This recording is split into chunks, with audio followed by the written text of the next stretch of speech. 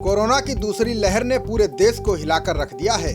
अप्रैल में कोरोना के 66 लाख से अधिक मामले आए हैं। आलम यह है कि एक ही परिवार के कई कई सदस्य इसकी चपेट में आ रहे हैं। साथ ही जान गंवाने वालों में कम उम्र के लोगों की संख्या भी लगातार बढ़ती जा रही है।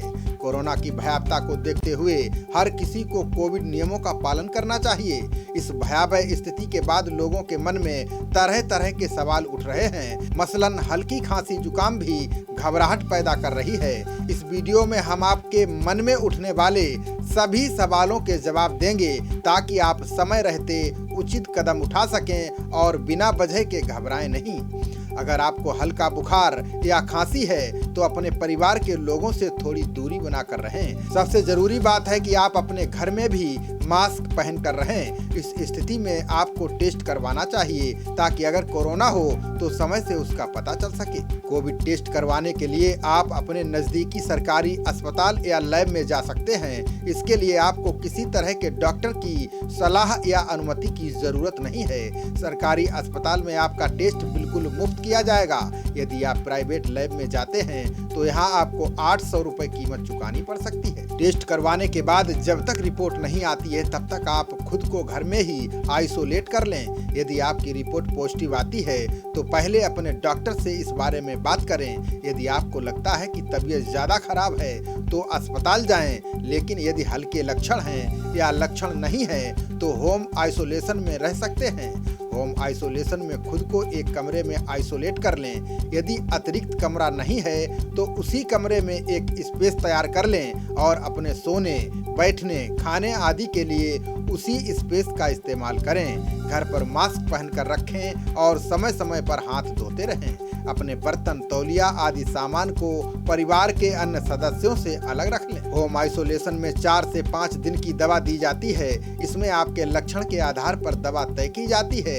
अमूमन इसमें विटामिन सी, कैल्शियम, एंटीबायोटिक शामिल रहती है। दवा के अलावा दिन में 2 बार गर्म पानी से गरारे करें और 2 बार स्टीम भी लें ताकि आपका गला साफ रहे और सांस लेने में तकलीफ ना हो। घर में आइसोलेट होने पर आपको पल्स ऑक्सीमीटर की जरूरत पड़ेगी। हालांकि मेडिकल स्टोर पर इसकी काफी कमी है, मिल भी रहे हैं तो मनमानी कीमत पर, लेकिन ऑक्सीमीटर लेना जरूरी है ताकि आपको ऑक्सीजन का लेवल पता चलता रहे।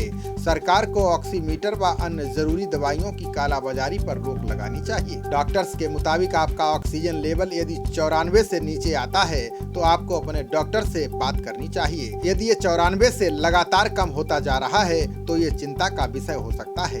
वहीं पल्स रेट 100 से ज्यादा होने पर भी एक बार डॉक्टर से कंसल्ट करना जरूरी है।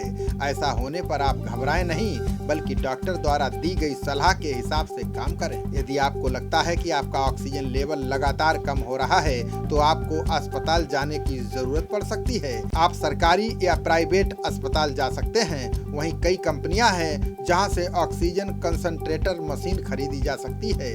यदि आपको अस्पतालों में ऑक्सीजन बेड नहीं मिल पा रहा है तो आप निजी कंसंट्रेटर मशीन खरीद सकते हैं। इसके अलावा कई लोग इस वक्त ऑक्सीजन की समाज सेवा भी कर रहे हैं। इसके लिए आपको पहले से ही तैयार रहना चाहिए। आपको बता दें कि रेमडेसिविर दवा का इस्तेमाल कोरोना के गंभीर मरीजों पर किया जाता है।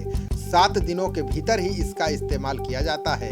हालांकि इस दवा को लेकर कई देशों में गंभीर मरीजों पर स्टडी की गई है। लगातार इसकी कालाबाजारी की खबरें आ रही हैं। फिलहाल अस्पताल में ही जरूरतमंद मरीजों को ये इंजेक्शन दिया जा रहा है। बाहर मार्केट में ये दवा फिलहाल मिलना मुश्किल है। खबरों का सिलसिला जारी रहेगा। देखते रहिए जनप्रवाद। नमस्कार।